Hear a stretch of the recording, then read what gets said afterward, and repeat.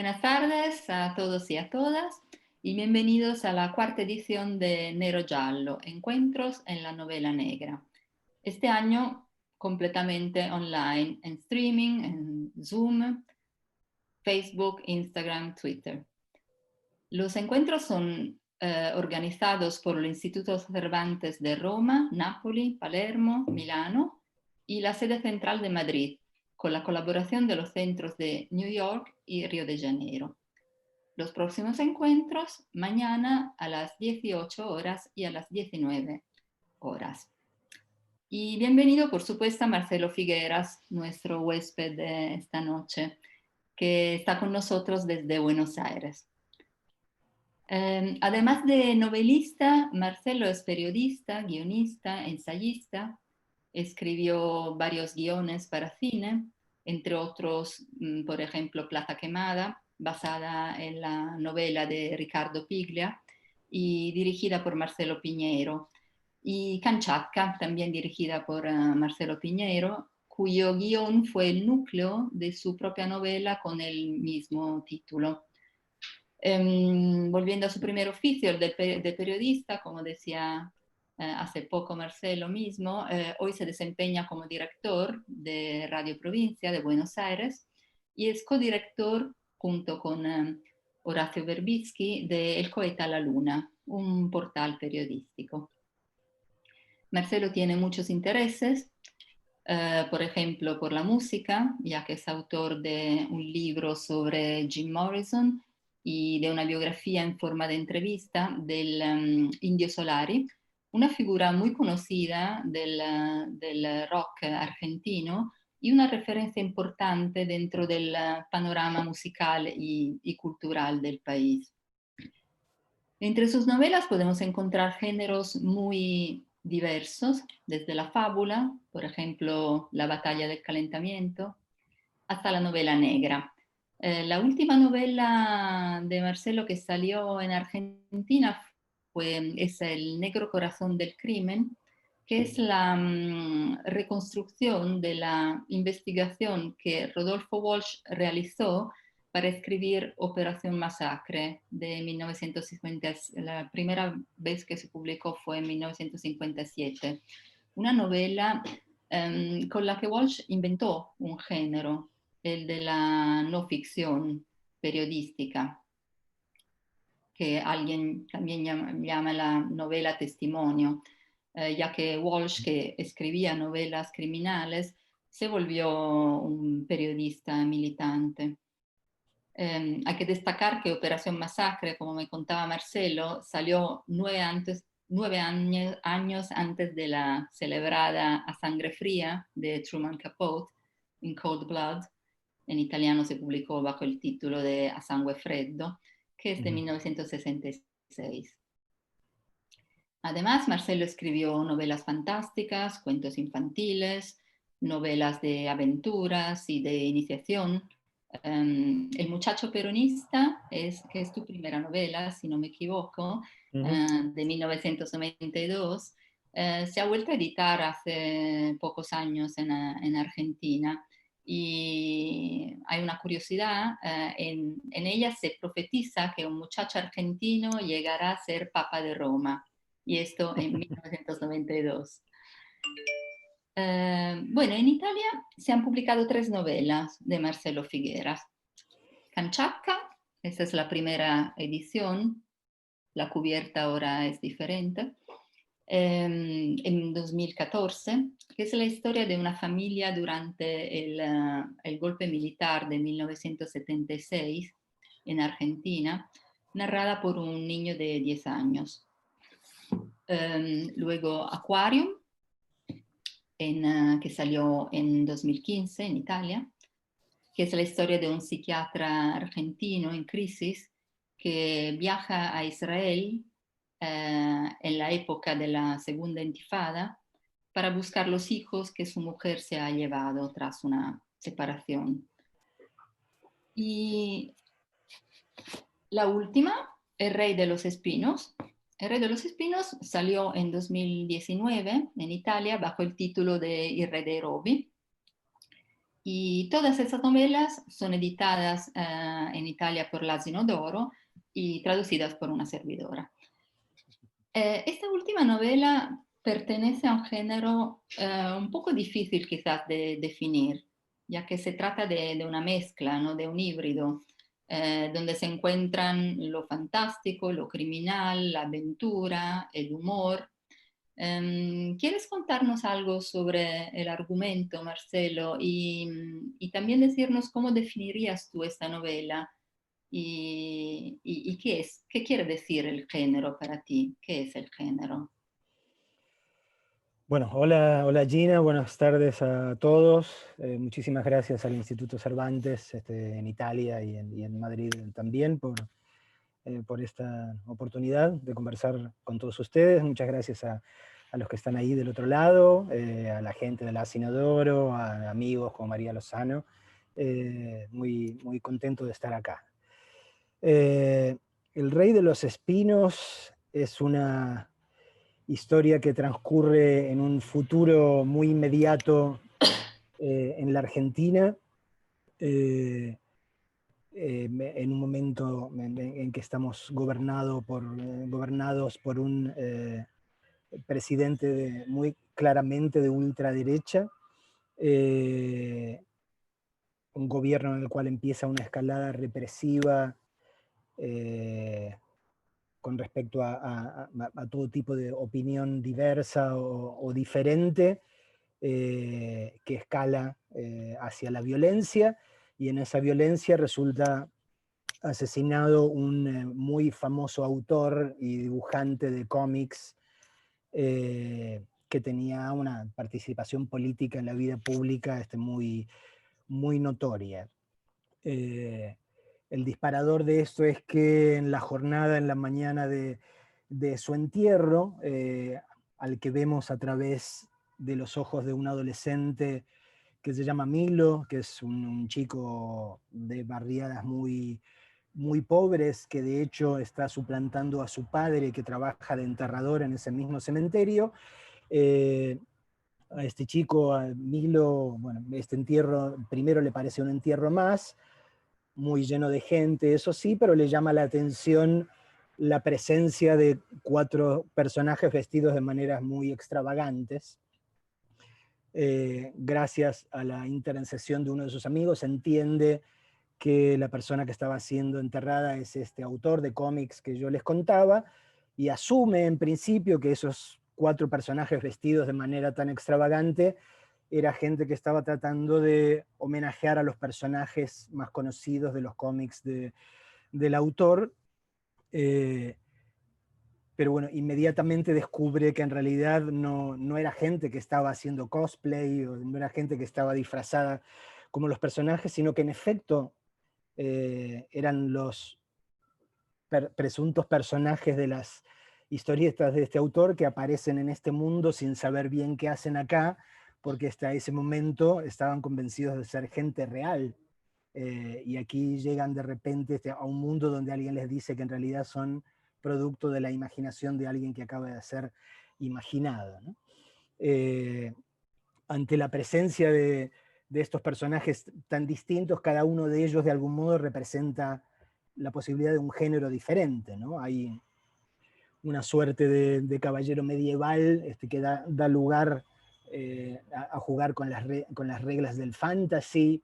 Eh, Hay una suerte de David Crockett o explorador del futuro que da también un poco para jugar con la idea del western. Hay un vampiro, solo que en este caso no es el vampiro típico transilvano, centroeuropeo, sino es un vampiro de origen centroamericano, digo, porque en las culturas originarias latinoamericanas también existía la figura del vampiro. Bueno, y hay una suerte de pirata, una especie de cruza entre Sandokan y el corto maltese, que son 2 de mis personajes favoritos de todos los tiempos, eh, que permiten, en la medida en que también nos vamos, de acuerdo a los episodios, hacia las realidades de cada uno de ellos, me permitieron a mí, sobre todo, jugar a géneros muy distintos, ¿no? yendo a la pregunta que hacía sobre el género, Gina, yo en general la excusa que me doy o la forma de explicar lo que tengo es decir que la novela en realidad participa de un género épico, del cual todos estos otros géneros que estoy hablando de alguna manera son como afluentes, ¿no? Digamos, todos pueden confluir de alguna manera eh, en el género épico. Pero bueno, básicamente para mí el género siempre ha sido, en términos literarios, la patente de corso para jugar cuando uno escribe, ¿no? Ujú. Por supuesto hay infinitas vías para acercarse a la literatura, eh, pero los géneros lo que te proponen siempre es bueno, un set muy pequeño y acotado de reglas eh, con las cuales uno puede empezar a jugar, y por supuesto parte de las reglas que existen en esto es que uno puede vulnerarlas todas, puede reinventarlas todas, o sobre todo puede mezclar, eh, puede jugar. Entonces, de algún modo, eh, esa es la explicación que yo me doy, ¿no? Pensando un poco más con respecto a por qué tuve la necesidad de escribir esto, digo, bueno, hay varias, ¿no? Creo que cuando uno se sienta a escribir una historia que se le ha ocurrido, creo que con suerte solo sabe el 10% de las razones reales por las cuales a uno esa historia le resuena y lo habita y no lo deja vivir. Eh, por un lado, la razón que yo alcanzaba a darme cuando me senté a escribir era que El Rey de los Espinos era la novela que yo había querido escribir toda la vida, porque yo me había enamorado de, de la literatura leyendo, cuando era muy pequeño, leyendo a Salgari, a Verne, a Jack London, a Conrad, a toda esa gente, y me prometí desde muy pequeño que me iba a dedicar a esto, imaginando que esa era la clase de libros que yo iba a escribir. Ujú.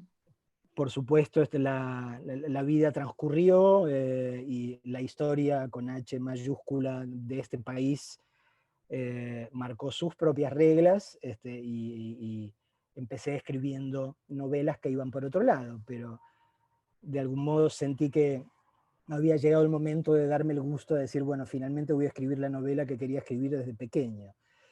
Eh, Querías pagar una deuda al niño Marcelo. Sí, sí, sí, sí, no he vivido en términos traumáticos de deuda, sino al revés, o sea, en términos más bien lúdicos de decir, digo, bueno, en todo caso ya todas las deudas con respecto a la literatura, ya sentía que yo las había pagado y que ahora, en todo caso, me había ganado el derecho a jugar libremente. Y después, obviamente, hay otras razones de las que uno se empieza a dar cuenta, ¿no? Yo formo parte de la primera generación posterior a la dictadura. La gente que formaba parte de la generación previa es la gente que fue desaparecida en la Argentina. Eh, la mayoría de los cuales eran gente muy joven, hombres y mujeres, y había muchísimos exponentes de la cultura argentina. Vos mencionabas a Rodolfo Walsh cuando presentaste, bueno, Rodolfo Walsh, que para mí es uno de los más grandes, si no el más grande escritor argentino del último siglo, fue una de las víctimas concretas de la violencia de la dictadura, y infinidad eh, desde cineastas, de escritores, periodistas, etcétera, etcétera. Eh, y una de las consecuencias culturales de la represión y de vivir bajo la dictadura fue la proscripción de todo lo que tuviese que ver con algún tipo de épica. Todo lo que pareciese épico estaba prohibido, digamos, porque la épica le proporcionaba a uno una noción, un sentido de aventura en el vivir que en la Argentina no estaba permitido, ¿no? La intención épica de los 70 había sido reprimida, desaparecida y asesinada, y no podíamos teóricamente volver a intentar nada similar. Entonces, para mí también fue algo que yo sentía que había que hacer, ¿no? Digo, yo sentía que que había que colaborar de alguna manera con la recuperación del género épico para la literatura argentina. Y además también me di cuenta de que la imaginación en mí jugaba de una manera que ha jugado muchas veces en otras novelas mías, que yo no me di cuenta, digo, simplemente mi cabeza funciona así, que es usar la literatura como un modo de reparación, ¿no?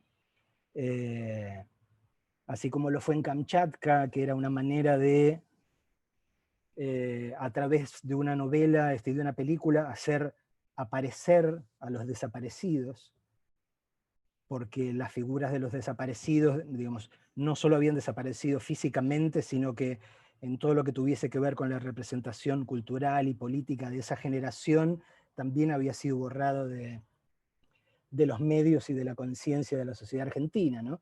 Entonces, para mí Kamchatka era una posibilidad de reparación en el sentido de que veamos cómo eran los que desaparecieron, los que nos negaron, las personas sobre las cuales no quisieron que volviésemos a hablar nunca. Y me di cuenta que la anécdota del Rey de los Espinos podía funcionar de la misma manera, porque aquí, durante la dictadura, habíamos tenido también a un enorme autor de historietas, que era Héctor Oesterheld, que fue secuestrado y desaparecido durante la dictadura, y para hacer esto infinitamente más tremendo, Oesterheld tenía 4 hijas. Sus 4 hijas militaban políticamente, y sus 4 hijas también fueron desaparecidas. Y eran jovencísimas, Eran además. jovencísimas. Sí. Sí. Y 2 tenían niños pequeños. Mm. Y para mí de repente fue una oportunidad de eso, ¿no? De decir, bueno, ¿cuál es la épica del Rey de los Espinos? Concretamente la posibilidad de rescatar, aunque más no sea a través de la justicia poética, a las hijas de Oesterheld, ¿no? A las hijas del autor. No podremos rescatarlo a él, pero a ver si en todo caso nuestros héroes, y no solo los héroes del cómic, sino los héroes reales, estos muchachitos, Milo y el Baba, si podían hacer lo imposible e impedir que las hijas del autor fuesen, como ocurrió en la vida real, secuestradas y desaparecidas. Mm. Y en El Rey de los Espinos son protagonistas y Claro, sí, son las protagonistas femeninas, son ellas, son las claramente. protagonistas femeninas. Sí, es una novela muy política, ¿no? Bajo la apariencia de la novela de aventuras, de fantástica o criminal, es una novela muy política, ¿no? De hecho. Con, Eh, con, con este, digo, con este elemento, digo, ya que mencionaste que a mí se me había ocurrido imaginar en 1992 sí, que un jovencito argentino del barrio de Flores iba a terminar siendo papa, y en El Rey también imaginaste algo cosa que que. terminó ocurriendo en El Rey de los Espinos, que está escrita eh, a comienzos 2011, 2012, 2013. Yo imaginaba una Argentina en el 2019 gobernada por Macri. Muy claramente en la novela ese es el presidente, cuando estaba muy lejos, todavía faltaban 3 o 4 años para que siquiera eso se convirtiese en una posibilidad, y mucho menos en una realidad. Y bueno, de algún modo la realidad argentina alcanzó a la novela, ¿no? Finalmente. Sí, sí, es verdad. Sí, porque lo que no la novela tardó unos años en salir en Italia, pero es de 2011, dijiste, sí. Sí, debo haber terminado 2013, 2014, algo así. 2014, sí, Ah, 2014, ah, 2014, y ah, salió el año pasado, o sea, mm. 5 años después. Em, Me he olvidado decir que si el público quiere hacer preguntas, puede hacerlo a través del chat. No, veo que ya hay, bueno, alguien que. Si alguien pregunta si puede escucharlo en italiano, hay que seleccionar en Interpretation el inglés. El inglés tendría que ser el canal italiano, porque no. porque Zoom no prevé la posibilidad del italiano, pero creo que es así. Y bueno, volviendo a nosotros, sí, em, sí, tú mismo lo dijiste que es una novela muy política como muy a menudo lo es la novela negra, criminal, ¿no?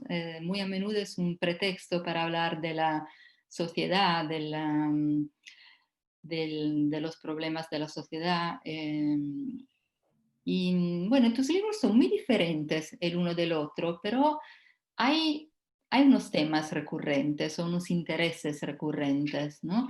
Las relaciones entre los seres humanos, la amistad, la lealtad, el anhelo de justicia y también elementos como el humor, em, lo fantástico, tus intereses por la literatura, la física recurre, ¿no? Bastante. Mm. Y además una atención por niños y adolescentes, que son protagonistas también del Rey de los Espinos, porque Milo y su amigo el Baba tienen 15 años y las hijas del autor, bueno, creo entre 14 y 20 Ujú. algo así, ¿no?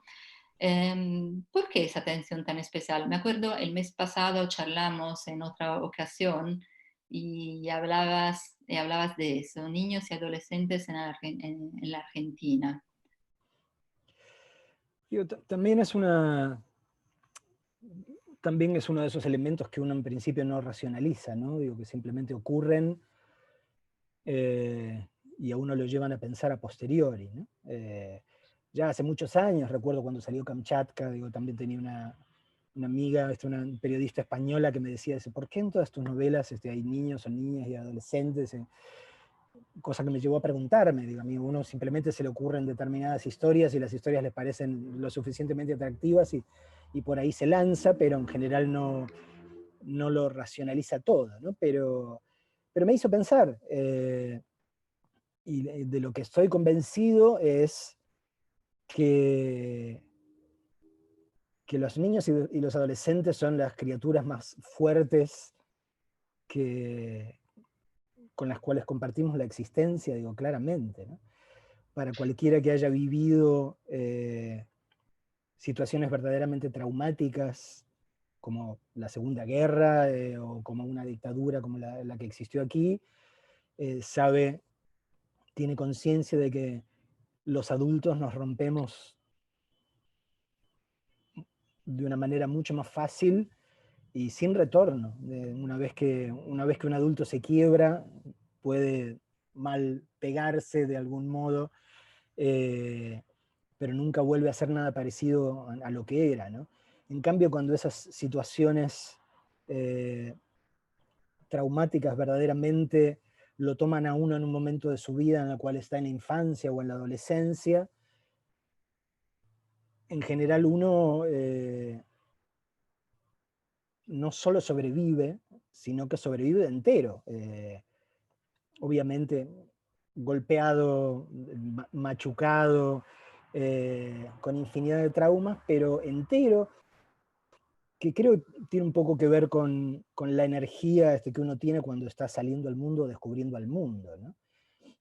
Digo, siempre me impresionaron mucho esos viejos reels documentales cinematográficos de la Segunda Guerra en el continente europeo, que le permitían a uno ver ciudades totalmente derruidas, y en el medio de esas ciudades derruidas a niños jugando entre los escombros y utilizando los escombros como juguetes, como parte de un puente, como parte de un tanque, como lo que fuera, ¿no? Entonces creo que en los niños y en los adolescentes hay una pulsión de vida que es infinitamente más grande que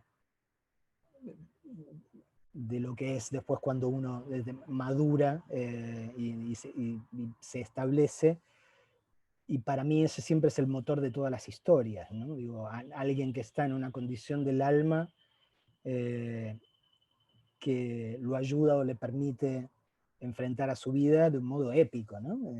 Digo, haciéndose dueño de su propia vida y pudiendo encontrar alguna forma de triunfo, alguna forma de happy ending que, sin ser total, absoluta y hollywoodense y por esto artificial, sea posible, ¿no? Mm. Sí, en Kamchatka, que es una historia terrible, ¿no? Porque es la historia de la, bueno, desaparición de dos padres, pero los niños logran verlo casi como un juego, ¿no? La necesidad de esconderse y de asumir nuevas identidades. Mm, y por eso en Italia, Kamchatka, hubo alguien que lo paragonó a La vita bella di Claro. Benigni, ¿no? Hablar de una tragedia desde el humor. El humor, como decíamos, es un rasgo bastante recurrente en tu literatura. ¿Te parece que puede caber el humor en la novela negra, en la novela criminal? Bueno, sabemos que hay muchísimas variantes, ¿no? De novela negra. Novela negra, es decir, todo y nada. Pero ¿te parece que puede caber también en la novela negra el humor o son dos cosas antitéticas?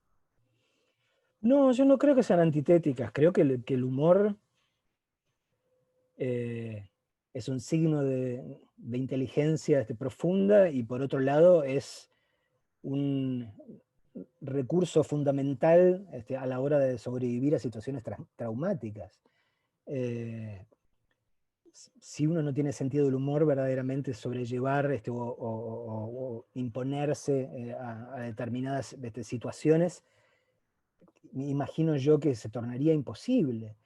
Entonces creo que desde este sentido el humor puede integrarse a prácticamente cualquier género, ¿no? Digo, en este sentido, Kamchatka creo que es un buen ejemplo a ese respecto, porque por un lado no puede ser una historia más trágica y más dramática, y al mismo tiempo hay muchas situaciones que ¿Te ríes mucho? verdaderamente dan para reírse. Creo que el sentido del humor fue absolutamente esencial a Kamchatka.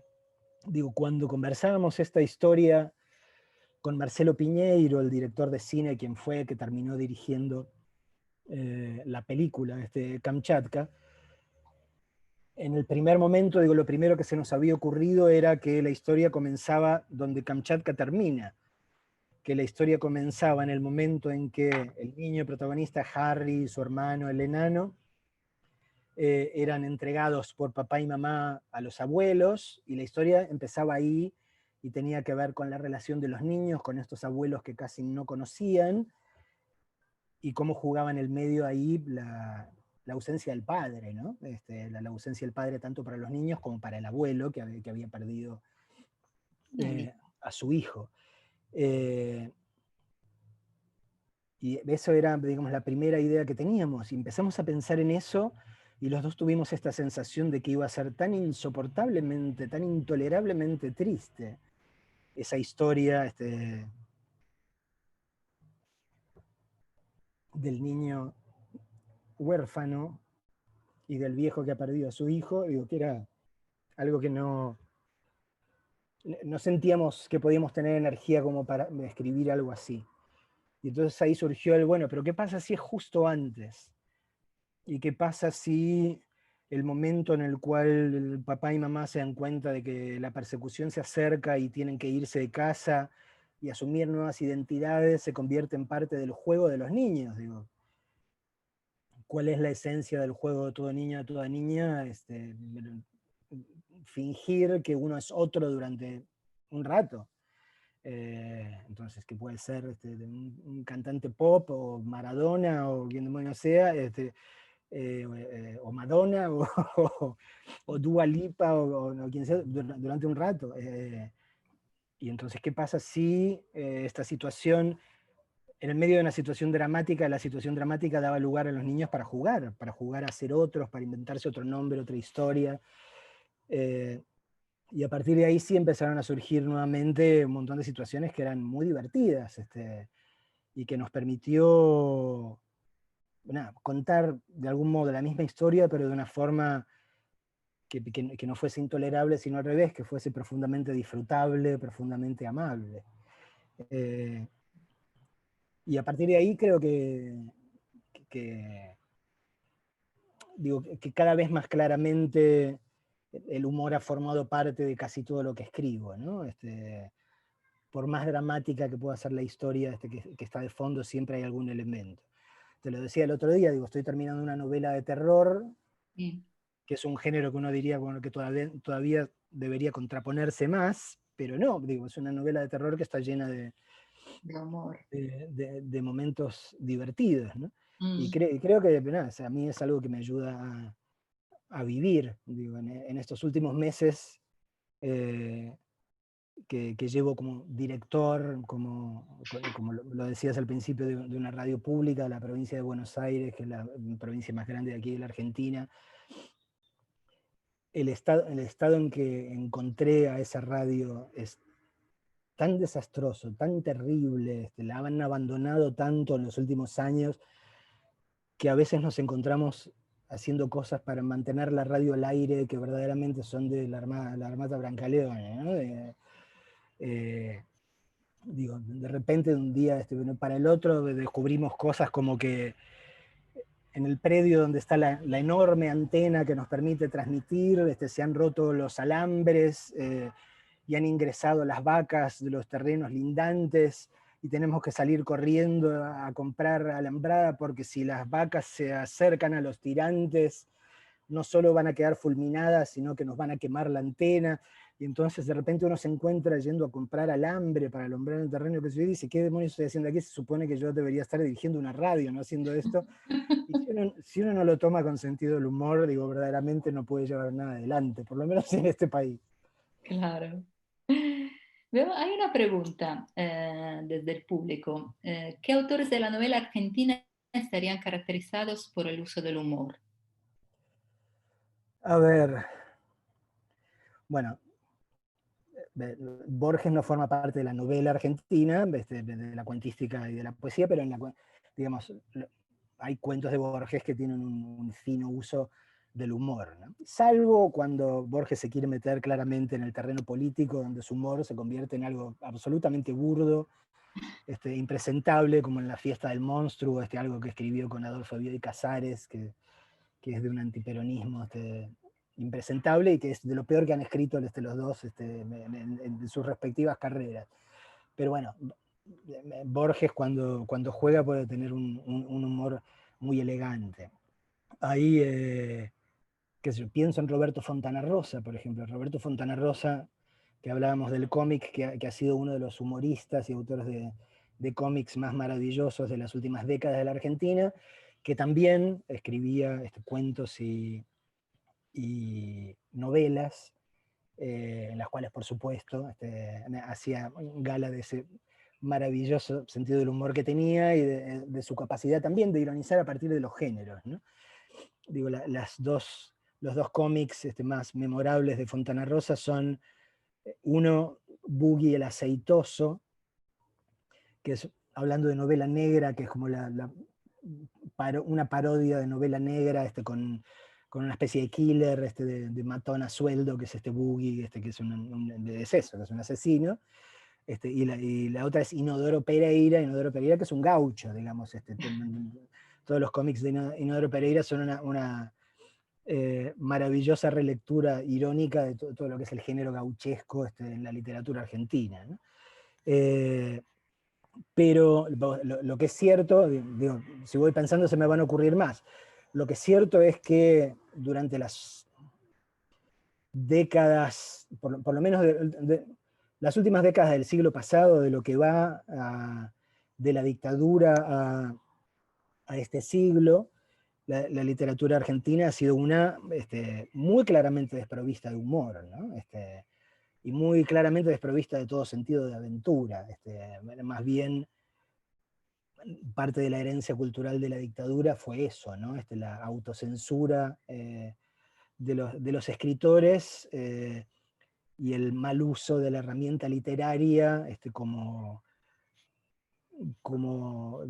básicamente diría yo, como un privilegio de cierta clase social y algo que no podía contaminarse nunca ni con los géneros populares, y muchísimo menos con el sentido del humor, ¿no?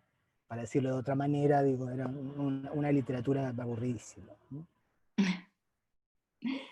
Bueno, gracias Marcelo. ¿Hay más preguntas del público? Y si no, me gustaría que nos adelantaras algo de tu novela de terror, si es posible. Sí, claro. Es una novela que se llama Todos los demonios están aquí, que es un verso del Macbeth de Shakespeare, que en realidad, digamos, toda la cita es: el infierno está vacío, todos los demonios están aquí, dice Shakespeare en Macbeth. Eh, y que imagina también en un momento muy particular de la historia argentina reciente, que es a fines del año 2001, cuando, no sé si algunos de ustedes están en condiciones de recordarlo, a fines de 2001 hubo una enorme crisis económica que determinó que el gobierno democrático que estaba ahí tuviese que renunciar, a partir de lo cual hubo una poderosísima crisis institucional que nos llevó a tener, no sé, algo así como 8 presidentes distintos en una semana. Y bueno, fue un momento en el cual, digo, estalló una crisis económica tremenda que venía incubándose desde hace mucho tiempo, ¿no? Y hubo, digamos, en ese fin de año hubo manifestaciones populares a la Plaza de Mayo, y hubo represión por parte del gobierno, y hubo muertos, y el presidente de entonces terminó escapando de la Casa Rosada, de la Casa de Gobierno, en un helicóptero. Eh, entonces, en el contexto de esa Argentina que está a punto de estallar, cuenta la historia de un psiquiatra, de otro psiquiatra, que está trabajando en un hospital público y al cual el sueldo no le alcanza, cuya mujer se acaba de separar de él, que tiene una madre a cargo, que ha tenido que internar en un geriátrico porque ya no puede manejarse sola, y al que de repente le aparece la oferta para convertirse en vicedirector de un neuropsiquiátrico privado que queda en el Delta del Tigre, que es un área muy particular. Gina, creo que tú la conoces bien, eh, que es una especie de Venecia preindustrial, ¿no? Es un delta de infinitos afluentes de un mismo río lleno de pequeñas islitas, es una especie de laberinto natural.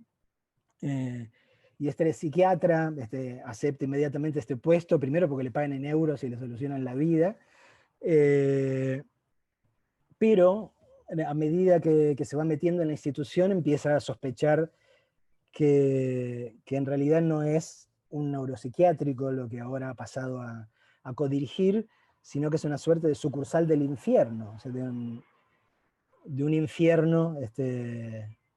Bueno, se imaginarán que el Dante tiene una presencia enorme en la novela, eh, de un infierno que después de la Segunda Guerra Mundial en este universo se ha quedado sin lugar físico, porque ya no tiene dónde meter a tantos condenados. eh, y por eso empieza a sospechar eso, ¿no? De que en realidad no se trata de un hospital, que en realidad no se trata de que no está cuidando de locos, sino que lo que está cuidando es de almas en pena, que se niegan a revisar sus propios pecados y a poder ascender hacia otro grado de conciencia, ¿no? Y veo por ahí que alguien pregunta qué pienso de Stephen King. Digo, básicamente esta novela para mí es, así como El Rey de los Espinos fue para mí darme el gusto de decir, bueno, voy a escribir la novela que quería escribir desde niño, para mí Todos los demonios están aquí, es el gusto que yo me di de jugar a Stephen King a la Argentina, imaginar cómo podría narrar una historia de Stephen King aquí, en este lugar y en esta circunstancia histórica. Para mí es uno de los escritores de los que más he disfrutado consistentemente desde la década del 70. Gracias. ¿Hay más preguntas? Y si no, creo que... Aquí hay sí. otra. A ver. Para un escritor como usted, que trabaja mucho en una realidad fantástica en sus óperas, todo lo que está pasando hoy en día en el mundo por la pandemia puede ser una fuente de inspiración. ¿Cómo vive un escritor un tiempo como este? Sí, por supuesto que es una fuente de inspiración. Digo, para uno, para quien se vincula con la narrativa como me vinculo yo, por un lado claramente es una tragedia espantosa que desearía que no hubiese ocurrido nunca, ¿no? Pero al mismo tiempo, digo, a partir de lo inevitable, a partir de lo que significa la aceptación de la realidad, para uno es una confirmación de que la historia más delirante que a uno se le puede llegar a ocurrir puede llegar a colarse por la ventana de un momento u otro, ¿no? Digo, no hay nada más desaforadamente imaginativo que la realidad, ¿no? Entonces, en este sentido, para uno es simplemente carta blanca para saber que cualquier cosa que se le ocurra, esto puede formar material de una historia posible, ¿no? Eh, y, digamos, he vivido estos meses, digo, si bien he trabajado siempre, eh, digamos, como director de una radio pública, he sido trabajador esencial desde el primer momento, entonces no he dejado de salir de mi casa, digo, no he tenido que respetar una cuarentena estricta. Eh, Digo, muy claramente uno está atento a todo y muy claramente esto me ha ayudado a salir a una ciudad o ciudades, porque yo vivo en la capital, en Buenos Aires, pero la radio está en La Plata, que es otra ciudad que está a 70 kilómetros, y me ha ayudado a poder ver de manera muy privilegiada lo que eran las ciudades vacías y las rutas vacías. Eh, entonces, en este sentido, me ha dado enorme material para el asombramiento que supongo que de un modo u otro terminará asomando en alguna novela u otra, ¿no? Y a la vez la conciencia de eso, ¿no? Esa cosa extraña de haber empezado a escribir una novela de terror y descubrir que uno de repente está viviendo en el medio de una novela de terror. Eh, Aquí hay otra pregunta más, ¿no? De Ana, dice, ¿podríamos pensar en el crimen fantástico como algo que ayuda a renovar la reflexión sobre el presente o incluso sobre la memoria? Sí, yo creo que esto es algo que podemos atribuirle al crimen fantástico, pero básicamente es algo que podemos decir de toda la literatura, ¿no? Digo, esencialmente, ¿qué es lo que hacemos cuando abrimos un libro? Estamos tratando de descubrir algo, o de sentir algo, o de aprender algo que, que hasta ese momento no sabíamos. Creo que si uno cierra una novela después de haberlo terminado y no le pasa eso, que experimentó un sentimiento que no esperaba, o que aprendió sobre una realidad que no conocía, o que se trasladó mentalmente a una circunstancia histórica en la cual no podría vivir de ninguna manera, creo que uno siente que la experiencia de esa lectura no valió la pena, ¿no? Eh, entonces creo que todo este juego de quien se presta a suspender su propia realidad eh, para prestar vida a una realidad imaginaria durante las horas o días que le lleve leer un texto, obviamente eso ayuda a reflexionar sobre el presente, ¿no? Digo, siempre está este mecanismo de que todos tenemos conciencia en infinitas circunstancias de nuestra vida con respecto a cómo ayuda ver las cosas desde afuera, ¿no? Cuando uno está sumido en una circunstancia o personal o social o histórica o política particularmente abrumadora, pensar inteligentemente se torna más difícil, ¿no? Digo, uno simplemente hace lo que puede.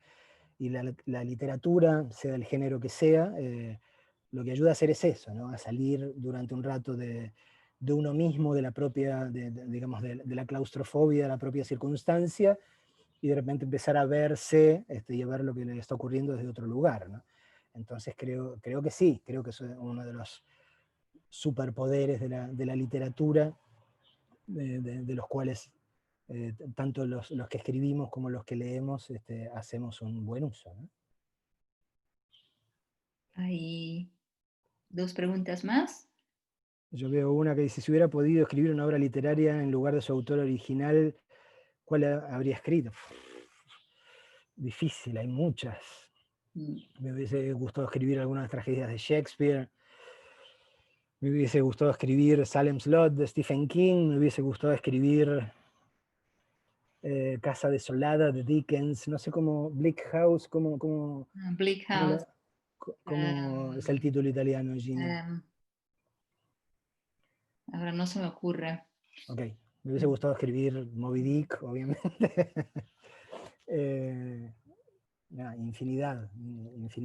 Digo, no, me gustan todos los géneros, incluso los que aparentemente no forman parte de género ninguno. Casa Desolata, en italiano también. Casa Desolada. Sí. Aquí me indican, hay dos películas que hablan de una pandemia que se imaginó ya hace muchos años, Bandiera Gialla y Contagion. Contagion es de Steven Soderbergh, es así, la vi digo, hace pocos años. No la Sí, conozco. sí. La vi en su momento, la verdad que no volví a verla en esta circunstancia, digo, porque creo que uno solo puede manejar un grado delimitado de angustia. Digo. Sí. Cuando tengamos la vacuna probablemente la vuelva a ver, pero la otra no. Lo mismo digo. Bandera Gialla. Bandiera Gialla, Guido que escribe Bandiera Gialla de quién? ¿Es una película italiana?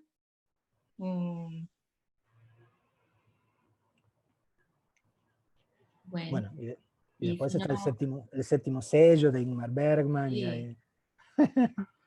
Otra pregunta. En definir los 4 personajes que estaban convencidos de ser gente real, ¿usted se inspiró de alguna manera en Niebla de Unamuno? No, admito que no.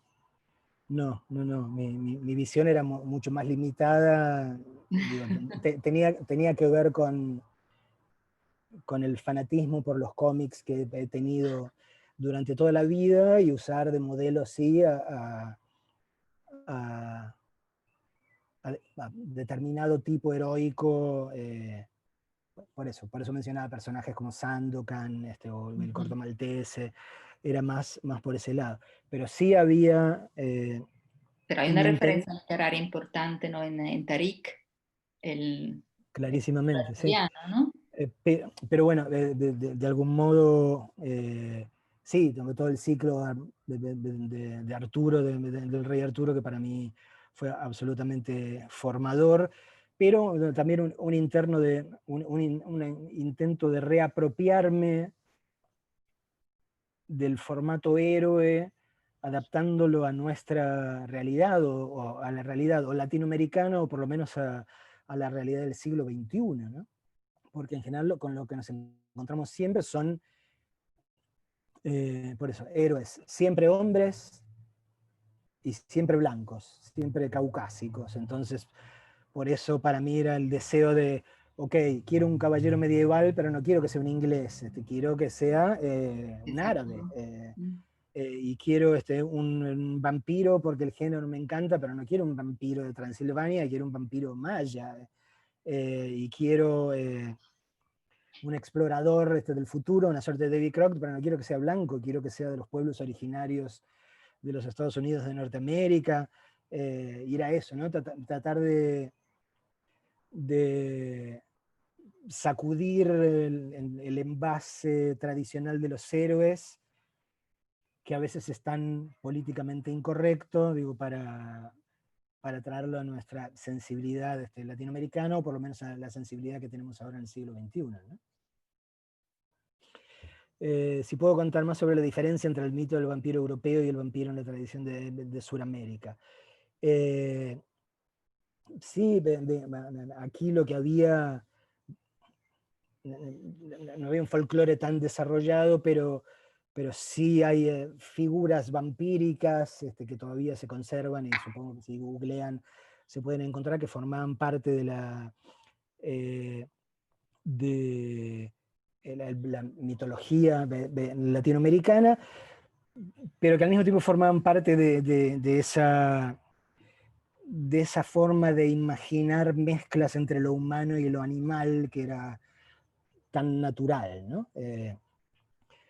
Así como las figuras de los dioses tenían que ver con determinado tipo de pájaros y Quetzalcóatl, o la idea del jaguar, digamos, estaba de esta cosa, lo que formaba parte era la idea de que unirse al poder de lo animal le confería a los humanos determinados tipos de poderes, ¿no? Por supuesto no formaba parte de esta mitología el hecho de que aquellos que se convertían en vampiros simplemente chupaban la sangre de otros y eso se contagiaba, ¿no? No era así. Más bien, digamos, todos los semidioses, es decir, aquellos humanos que conseguían participar del poder de lo animal, lo que tenían, lo que asumían sobre sí era la posibilidad de realizar sacrificios humanos, cosa que también era bastante espantosa, pero bueno, esa era la cultura de ese momento, ¿no? ¿Qué estudio? Sí hice escuela secundaria y después estudié periodismo en el peor de los momentos posibles, porque estudiar periodismo durante la dictadura militar era una especie de contrasentido fenomenal, ¿no? Estudiar periodismo en el medio de un régimen que no quiere que nada se sepa era algo bastante Se notaba, delirante. se ¿Eh? notaba, se notaba en las clases una censura o... Sí, más que la censura intentaban hacer con el periodismo algo parecido a lo que estaban tratando de hacer con la literatura. Había una sobreintelectualización de la tarea, entonces nos la pasábamos estudiando lingüística y Ferdinand de Saussure, y nunca salíamos a la calle a averiguar nada. Mm. Con lo cual era un absoluto absurdo, ¿no? Que yo creo que también es uno de los momentos decisivos en mi propia vida, ¿no? Porque yo nunca había imaginado, nunca fue un deseo para mí ser periodista. Digo, yo vivía en mi mundo de libros y de cómics y de películas y de series de TV, vivía maravillosamente y no quería salir de ahí, nada me interesaba menos que el mundo real, pero por alguna razón, que en su momento yo no terminé de, de ver claro en su momento, en lugar de hacer lo que hubiese sido más lógico, que era estudiar literatura, o estudiar, bueno, quise estudiar cine, pero no se podía porque la dictadura había cerrado todas las escuelas de cine aquí en Buenos Aires. De repente decidir que quería estudiar periodismo, digo, creo que hubo algo en mí que tenía que ver con esto, ¿no? Con la necesidad de una búsqueda de la verdad que no encontraba en ningún otro lado, ¿no? Entonces, bueno, y eso terminó determinando buena parte de mi Mm, vida. mm. Se han desatado las preguntas aquí. Eh, ¿Cuál puede ser una buena carrera universitaria o postuniversitaria que tiene que tener un escritor? Yo, a ver, yo lo único que no recomendaría es aislarme en un mundo de libros. Eh, creo que todos los escritores y escritoras que a mí me interesan son esencialmente gente que ha llevado adelante vidas muy interesantes y muy intensas y que de algún modo u otro han encontrado cómo vertir en formas literarias, ¿no?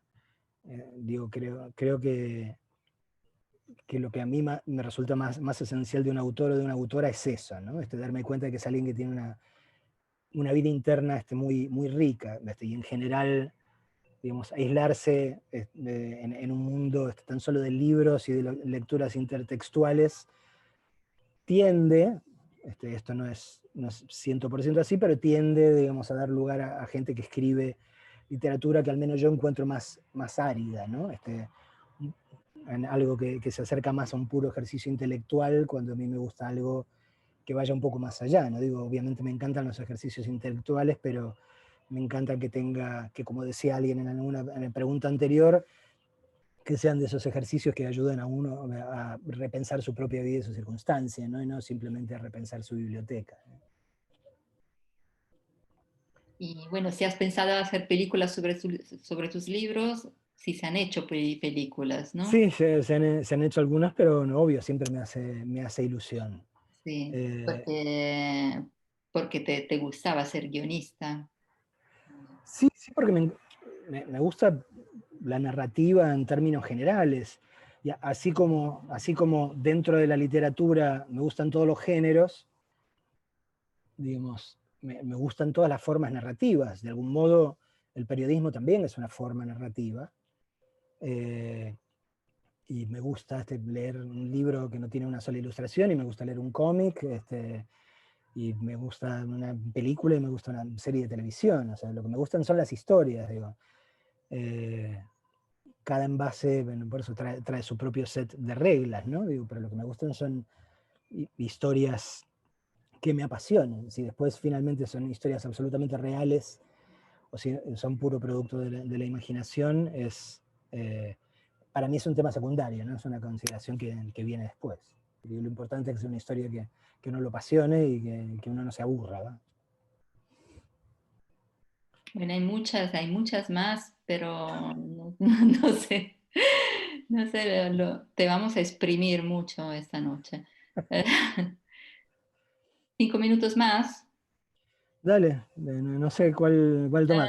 Am, si te has puesto límites en la escritura alguna vez.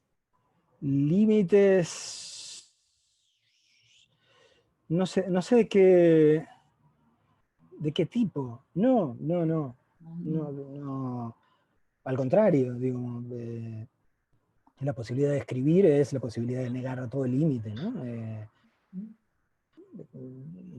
Por eso, en términos de reglas literarias, y en términos de dominios de la imaginación, ¿no? Digo, por eso, mi primera novela, digo, que tú mencionabas, El muchacho peronista, también es una suerte de reescritura de la historia, ¿no? Trata de imaginar cómo hubiese sido la vida argentina si Perón no hubiese llegado a convertirse en Perón y alguien lo hubiese asesinado en la década del 30, ¿no? Eh, entonces, digo, no, al contrario, los únicos límites son los límites de la propia imaginación y del propio coraje, ¿no? Digo, pero no, más allá de eso, yo voluntariamente no me pongo ninguno, ¿no? bueno, ¿y cómo logras escribir en este periodo lleno de distracciones y dificultades debido al momento de confusión y desorientación? Eso es algo que experimentamos mucho, que hay, nos cuesta concentrarnos y yo creo más que nada por la ansiedad. Eh, pero eso es algo que yo siempre le atribuyo a la disciplina del periodista, ¿no? Ajá. Digo, cuando eres periodista, digo, no tienes más remedio, o sea, tienes un deadline, y tienes que terminar algo que tienes que entregar con un límite horario, y a esa regla tienes que atenerte. Entonces, lo único que funciona ahí es la disciplina. Eh, y yo creo que eso me ha ayudado, ¿no? Digo, para escribir, para mí, en ese sentido, yo no he tenido en ningún momento, ni siquiera ahora durante la cuarentena, dificultades de concentración, ¿no? Digo, al contrario, para mí es el momento más intenso, son las horas más intensas y más disfrutables del día, ¿no? Digo, creo que en todo caso, imagino que hubiese tenido este problema, o mi angustia hubiese sido mayor si objetivamente me hubiese visto impedido de escribir, ¿no? Si hubiese habido alguna circunstancia extra, que no me hubiese permitido el tiempo, ¿no? Digo, pero sí, digo, para mí es son, nada, mis pulmones, y mi sistema nervioso y de todo eso es la escritura, ¿no? Digo, si no sigo haciendo un ejercicio diario de eso, digo, obviamente todos los demás sistemas entrarían en cortocircuito, ¿no? Una última demanda porque aquí me dicen que tenemos que acabar. Me gustaría saber si en su vida ocurrió algo que le ayudó a elegir su estilo de escritura. Y creo que sí, que la experiencia personal termina determinando el estilo de escritura. Algunas cosas que yo mencionaba, creo que el hecho de que me guste todo tipo de narrativa, de una manera muy clara la narrativa audiovisual, para mí ha sido una influencia muy, muy grande con respecto a lo que escribo y la clase de historias que escribo, ¿no? Eh, Así como no me gustan las películas en las que no ocurre nada, que de repente pueden ser un maravilloso ejercicio intelectual y formal, y yo qué sé, no me gustan las historias en las que no ocurre nada. Entonces creo que por eso, que un impulso fundamental en lo que escribo es ese. O sea, me gustan las historias en las que exteriormente ocurren muchas cosas que son indicador de una turbulencia y de un cambio interior también. Eh, y obviamente por eso me gusta que haya muchas cosas atractivas que ver y que los escenarios sean exóticos, que haya mucho sentido del humor. Eh, entonces creo que de algún modo todas esas influencias en lo puramente narrativo, sumadas a un país en el cual todo el tiempo ocurren cosas, eso terminó por lo menos ayudando a configurar un estilo de escritura, ¿no? Por eso digo, yo no entiendo si hay una cosa que a mí me parece un absurdo inexplicable, son los escritores argentinos que son aburridos. ¿Cómo uno puede ser un escritor aburrido en un país donde pasan tantas cosas. donde pasan tantas cosas todo el tiempo y donde no hay forma de adelantarse o de estar por adelante de la realidad, ¿no? Creo que al contrario, tenemos una sustancia cotidiana tan dramática, tan absurda, tan jocosa, que no tenemos ninguna excusa, para escribir algo que sea árido y que aburra al lector ninguno de ninguna parte del planeta, ¿no? Bueno, muchas gracias, Marcelo. Creo que tenemos que cerrar aquí. Lo siento por todas las preguntas que quedan pendientes. Disculpas. Em, Gracias a todos y por estar con nosotros y a Marcelo muy especialmente. Y bueno, hasta mañana, los próximos encuentros a las 18 horas y a las 19. Gracias, Buenas Gina, noches. gracias a todos por ahí, gracias al Instituto Cervantes. Gracias, Marcelo. Chao.